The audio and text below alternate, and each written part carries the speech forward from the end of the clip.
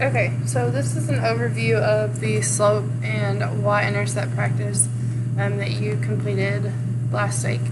So looking at the first question, situation A, says Lindstad bought a tablet and he pays the same amount each month for a subscription to a movie streaming service. The graph represents how much money he spent Y for the tablet in X months of the service, and the slope of the line is 10. So here first it tells you what's going to go on the y-axis, so it'd be a good idea to label that. So this would be money spent, and then X is going to be your months. So up here it tells you that the slope is 10, but let's go ahead and look at how to find that. So I can pick a point at 0, 40, and 150, and then draw that slope triangle. So vertically I'm going up 10, and then horizontally I'm going over 1, and 10 divided by 1 is 10. So that's where we got the slope 10. I'm going to ask for the meaning of the slope, and what that means is $10 spent per month, and so he spent $10 a month on the subscription service.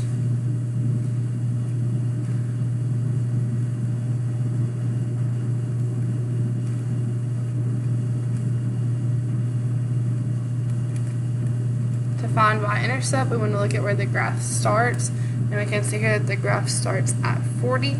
So that y-intercept is 40, and what does that mean? Well, it's telling us that it's 0 months, so he hasn't paid for a subscription service yet, that he has already spent $40. So that means that we've spent $40 on the tablet. Alright, so let's look at question 2. So question 2, we're looking at Noah starts his new piggy bank off with money he saved helping a neighbor, and each month he adds the same amount of money to his bank. The graph represents the amount in the piggy bank, Y, after X months. So again, up here it tells us what needs to go on the Y-axis and the X. So let's go ahead and label the X-axis as months and the Y-axis as amount in piggy bank. So again, I want to look at the slope. Well, it tells us the slope is 15. Again, we could pick 2 points here. So I'm going to pick a point at 0, 40, and then let's use the point at 72. So we're going to go up from 40 to 70, so we're going to go up 30. Then we have a horizontal of 2, and 30 divided by 2 is going to give you a slope of 15. In terms of the meaning, well, it's telling us that every month that it's going up $15. So the amount, what's the meaning? Well, he adds $15 every month to the bank. Again, y-intercept is where your graph starts, where it strikes the y-axis. Well, it starts here at 40. So 40 is the y-intercept, and what that means here is that at 0 months,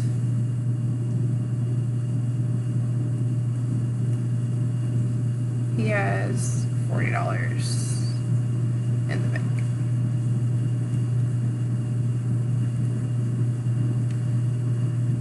Alright, third problem. So it says customers at a gym pay a membership fee to join and then a fee for each class they attend. And so if we look here, X is your number of classes, and the y-axis is showing the cost in dollars. So the first thing we're talking about is the slope. So let's find the slope and then talk about what that means. So if we look here, from 0 classes to 1 class, we're going from 60 to 80.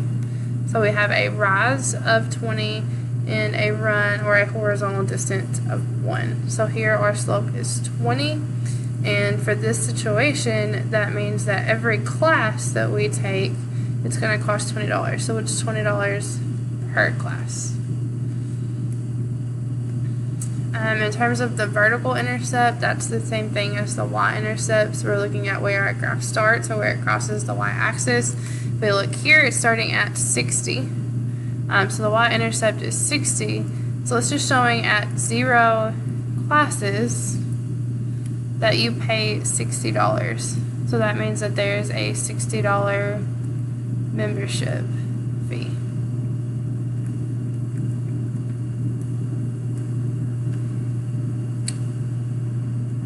Okay. Question 4. So in question 4, they don't give you a graph. They give you a situation and then ask you several questions about that. So it tells you to paint a house. A painting company charges a flat rate of $500 for supplies and then $50 for each hour. So flat rate, that means it's a constant. It's not changing. So if we think about it, at 0 hours, we're going to be charged this flat rate, and then every additional hour that they work, we're going to be charged $50.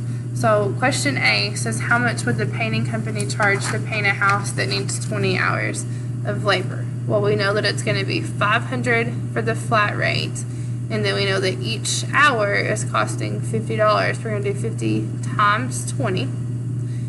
So when we do 50 times 20 and then plus 500, that leaves us with a cost of $1,500. Question B, how much would the painting company charge to paint a house that needs 0 hours of labor? Again, here they're going to charge you a $500 flat rate plus $50 per hour, and we're wanting to know for 0 hours. Well, 50 times 0 is 0, but we still have this flat rate. So they're going to charge you $500 before they do any work.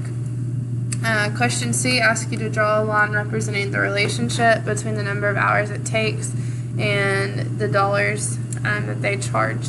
And it wants you to label the 2 points from A and B. So we first need to start by placing our Y-Intercept, which was 0 and 500, and that's the amount that they're going to charge per, or just the flat rate just for coming out. And then the other one that we needed to plot was at 20 hours, how much that one costed. This is really hard. It's going to be about right there. So then you could continue to graph that. Question D says, what does the slope of the line shown by the points mean in this situation? Well, it's telling you that they're charging $50 per hour. That's how much you're paying for every hour that they're at your house. And then what does the vertical intercept mean? Well, the graph is starting at 500. It's a $500 flat rate. Or you can think about it at 0 hours. You pay $500. And then question 5, it says, here are recipes for 2 different banana cakes.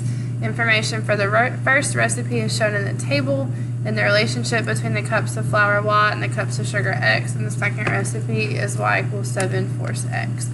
And it asks you to find the slope and then to figure out how much flour that you would need for 4 cups of sugar. So first off, we're comparing 2 things. So this right here is going to be recipe number 1.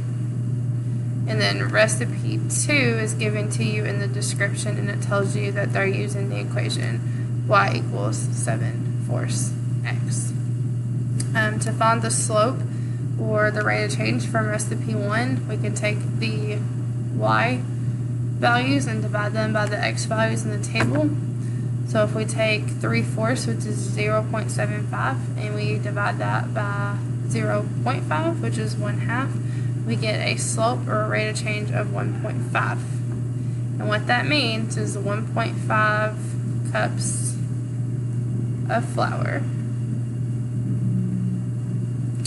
per 1 cup of sugar.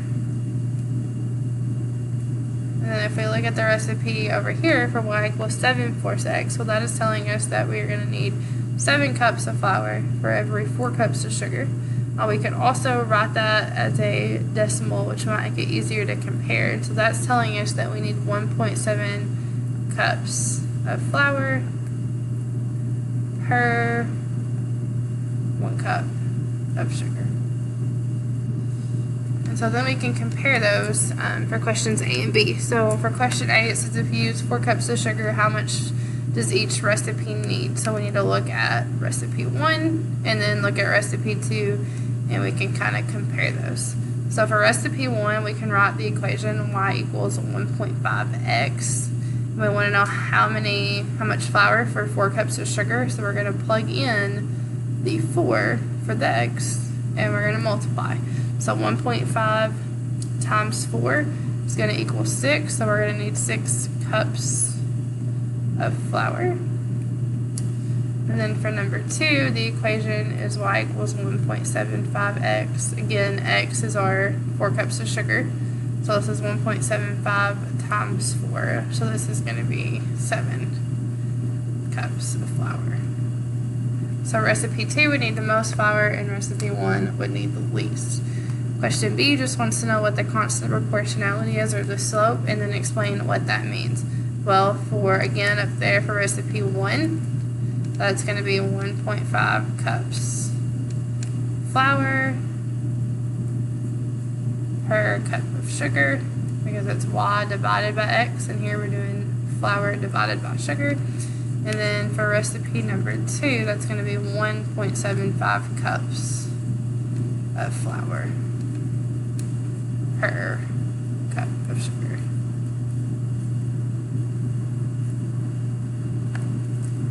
Alright, so that concludes these 5 practice problems. This would be a great study guide to help prepare you for the Unit 3 test.